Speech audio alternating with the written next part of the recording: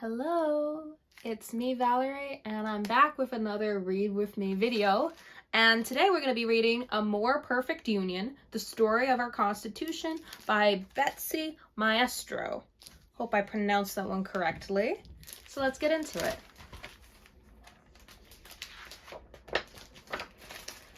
A More Perfect Union, the Story of Our Constitution.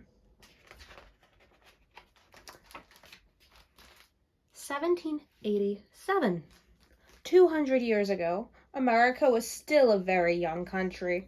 Representatives from the 13 colonies met in 1776 to write the Declaration of Independence, which told King George III of England that the colonies wanted to rule themselves.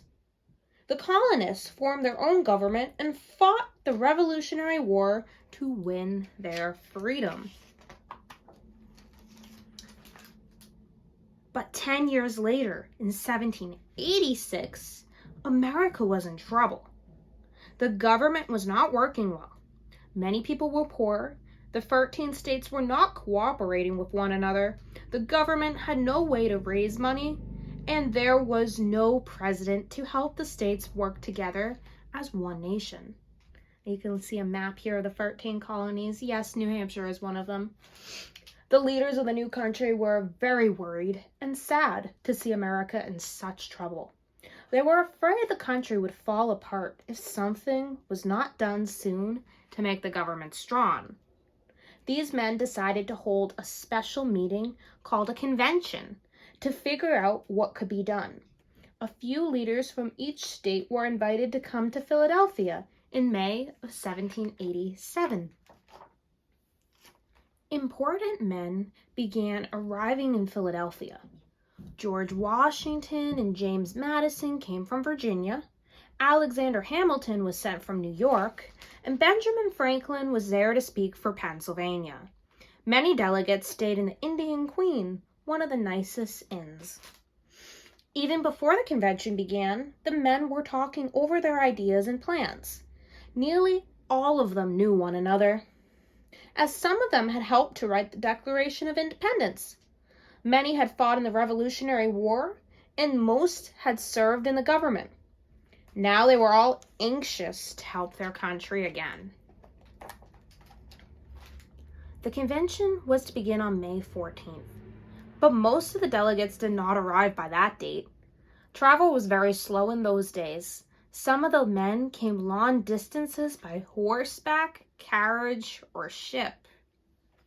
The trip to Philadelphia from New Hampshire or Georgia could take 2 to 3 weeks. In addition, the weather was bad. Finally, by May 25th, most of the delegates had arrived, and the convention began.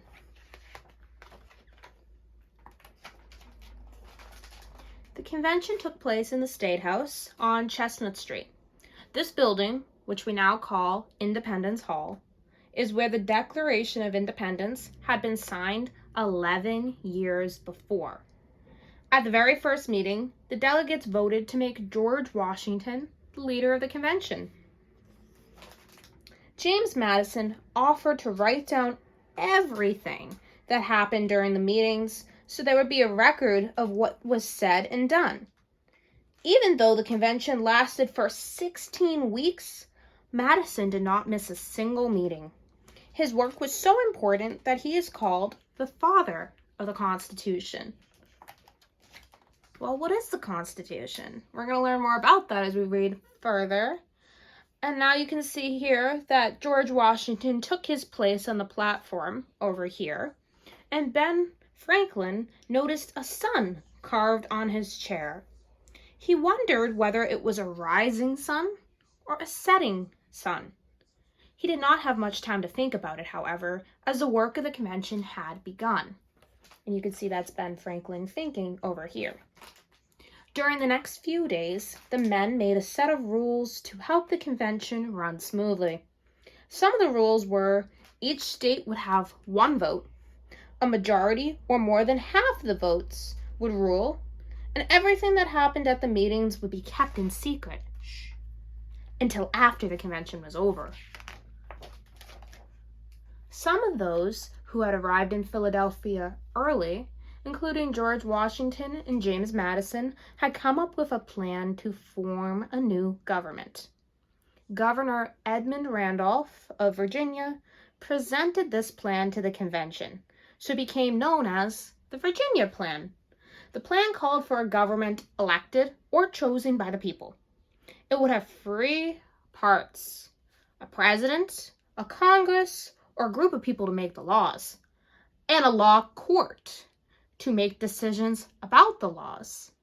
And we still have those three branches today coming from this plan. Each state would choose delegates to serve in Congress.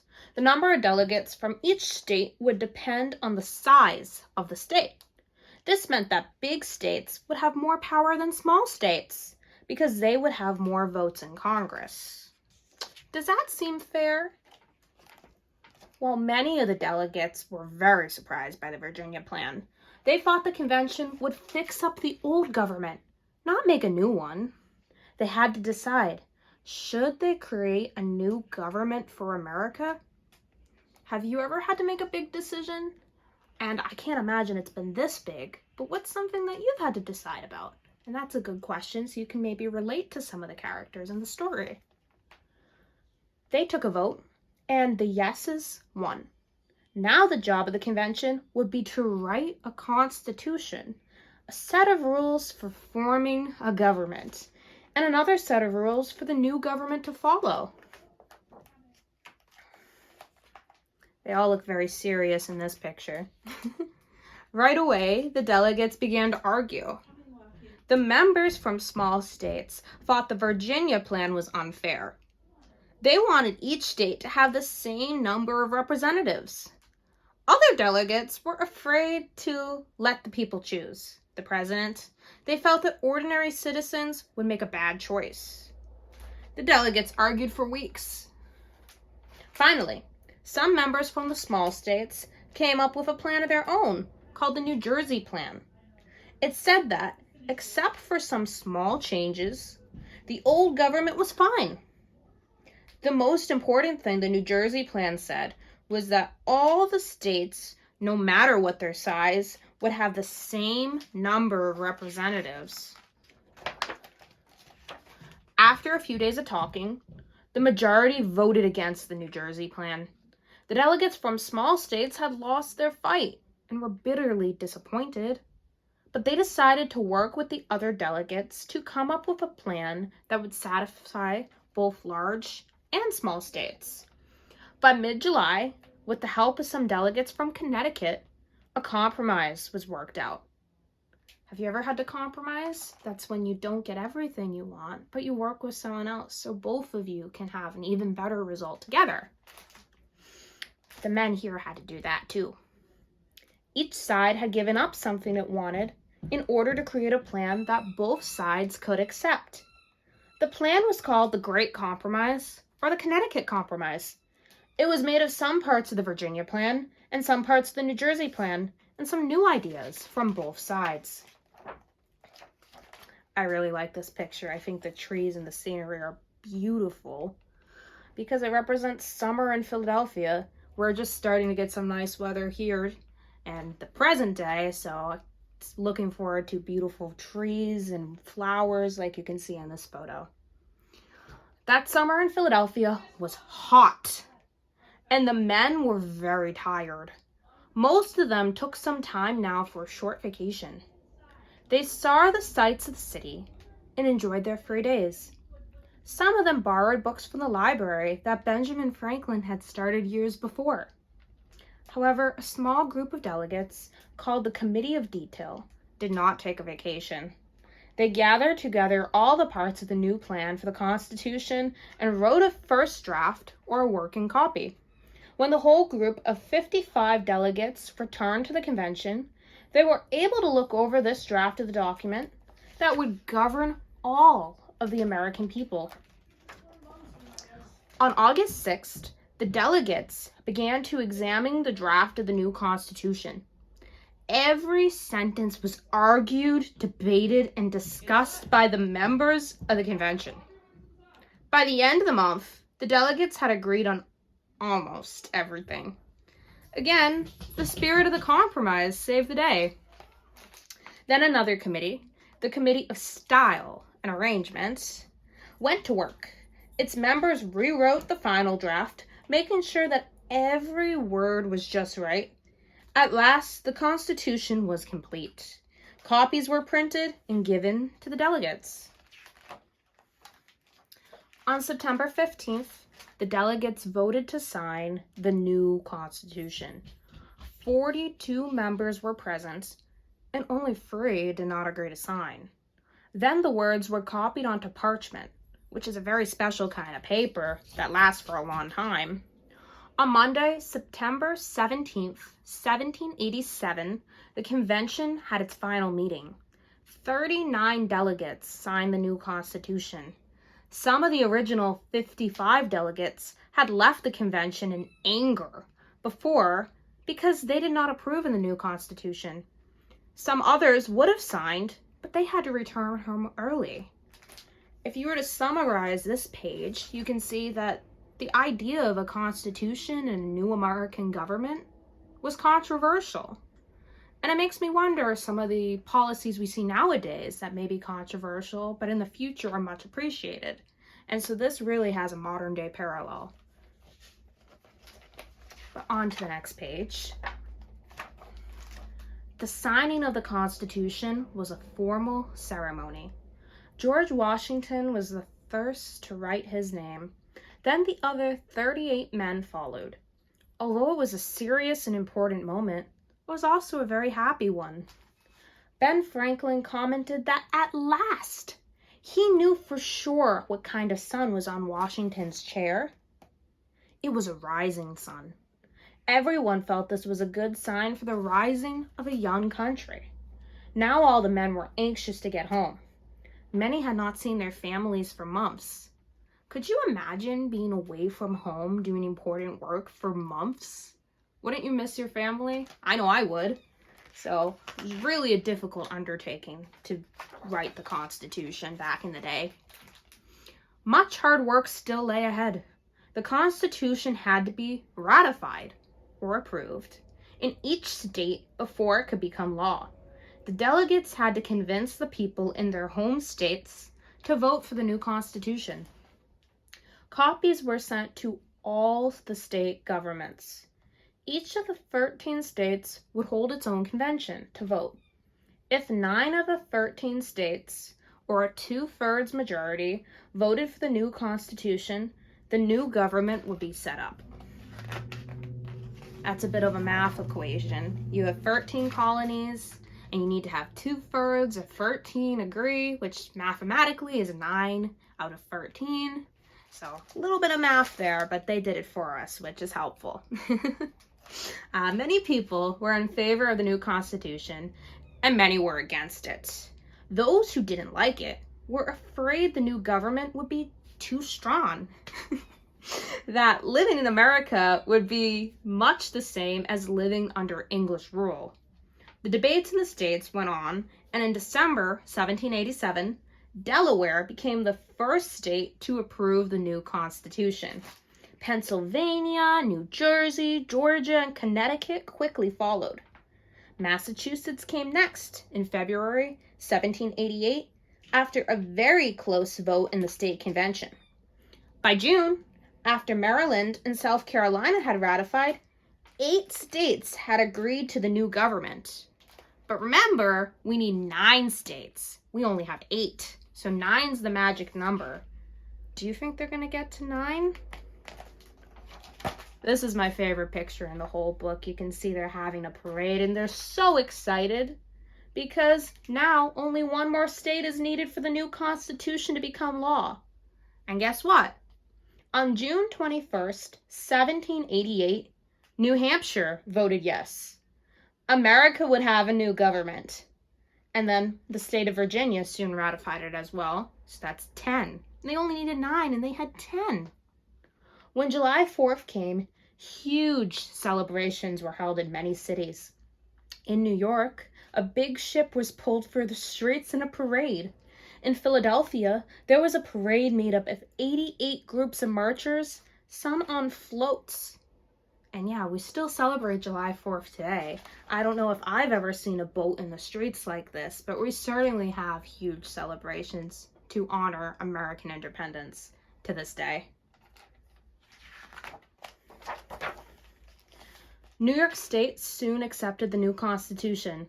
A date was set for the first election by the people of a president of the United States. George Washington was everyone's choice. He was elected by a unanimous vote. Do you know what unanimous means? Unanimous means that everyone agrees. Can you remember a last time when everyone agreed on something? I know that I'm struggling to think of a time. So can you imagine that back then, every single elector voted for George Washington? And that has never happened since. And the closest we've ever gotten to that was actually in 1820, when we had a faithless elector in New Hampshire who made the vote not unanimous for President Monroe. But that's another story. So yes, the only president to be elected unanimously was George Washington. On April 30th, 1789, he took the oath of office, promising to serve his country well. Finally, by May 1790, all 13 states had ratified the Constitution. Now, the new nation truly could be called the United States of America. You can see the flag of the United States, and you can see at the time it doesn't have 50 stars because we didn't have 50 states. And gradually more stars would be added to the flag, but it's still a very patriotic picture. A new Congress was elected, and it immediately went to work. Law courts were set up, and the new government seemed strong and sound. But still, some Americans worried. They believed that certain important rights of the people were not protected under the Constitution. So, to ease these fears, Congress proposed some additions to the Constitution. The first 10 additions, or amendments, are known as the Bill of Rights. In part, they state that people have the right to say what they want, go where they want, and pray to God in the way they want without fear that the government will stop them. The Bill of Rights has turned out to be a very important part of the Constitution. It protects people from losing the freedom that is so much a part of American life. Over the past years, 16 other amendments have been added. Our Constitution was written so that as times change, it can change to meet the needs of our growing country. And there's actually a couple of different ways this can change. We can have a constitutional convention under Article 5 to propose a whole new constitution, which has never been done before. I myself am a bit leery of something like that. Or we can have the states ratify amendments, and we've had this done 27 times. We have, actually, this book is a little bit wrong. This book's a little old. It says we've had the 10 Bill of Rights and 16 other amendments. That's 26. We now have 27 amendments since then. The last one added in 1992, so I take it this book was published before 1992. But other than that, it's still a good, historically accurate book. Today, some 200 years after it was written, the Constitution is still the basis of American government and the American people's way of life. It is the oldest written set of rules for running a country still in use in the world. It created a government that has worked better and longer than any other in history. The Founding Fathers, as the authors of the Constitution are called, wrote the Constitution with the idea that the power of government should come from the people. That's you, that's me, that's all of us, really. This idea of each citizen playing a part in government is one of the principles that makes America strong. Power from the people, protected and guaranteed by the Constitution, has kept a union of states, now grown to 50, together all these years.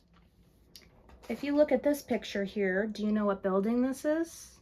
This is in Washington, D.C., and you may have been here and visited it. If not, I certainly recommend it. So I'll give you a second if you know what building that is.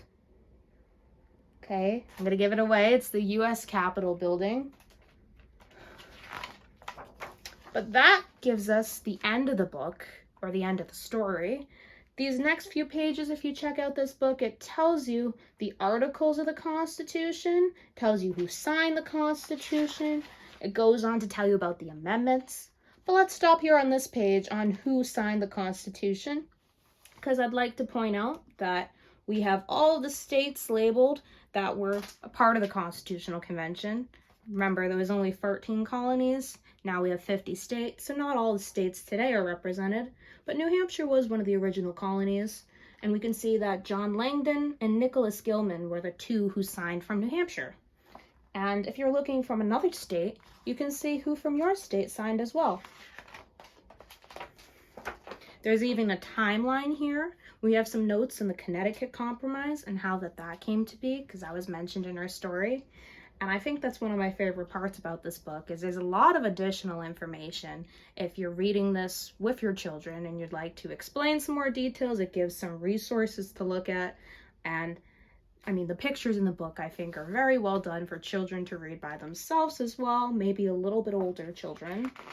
But that is the end of the book. We have, again, the summary of all of the amendments. This book, again, stops at 26 because it was published before the 27th Amendment was added. So we don't have that added on here, but otherwise it is a very thorough and complete book. I would highly recommend. Again, this is A More Perfect Union, the story of our Constitution. So thank you for reading this with me, and come back next time to read with me.